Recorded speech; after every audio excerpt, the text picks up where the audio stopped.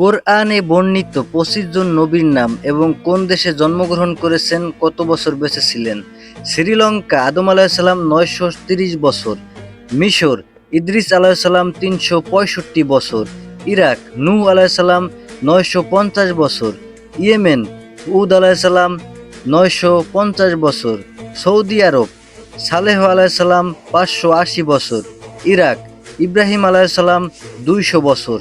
ফিলিস্তিন লুত আলাইসাল্লাম ১৭৫ বছর, সিরিয়া আল ইয়াসা আলাইসাল্লাম ১১০ বছর, সৌদি আরব ইসমাইল আলাইসাল্লাম ১৩৭ বছর, ফিলিস্তিন ইসহাক আলাইসাল্লাম ১৮০ বছর, মিশর ইয়াকুব আলাইসাল্লাম ১৪৭ বছর, মিশর ইউসুফ আলাইসাল্লাম ১২৩ বছর, সিরিয়া আইয়ুব আলাইসাল্লাম ১৪০ বছর, সৌদি আরব শোয়েব আলাইসাল্লাম ২২০ বছর, মিশর মুসা আলাইসাল্লাম ১২০ বছর,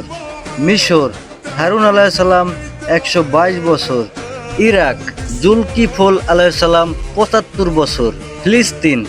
দাউদ আলাইসাল্লাম ১০০ বছর, ফিলিস্তিন ঈসা আলাইসাল্লাম ৩৩ বছর,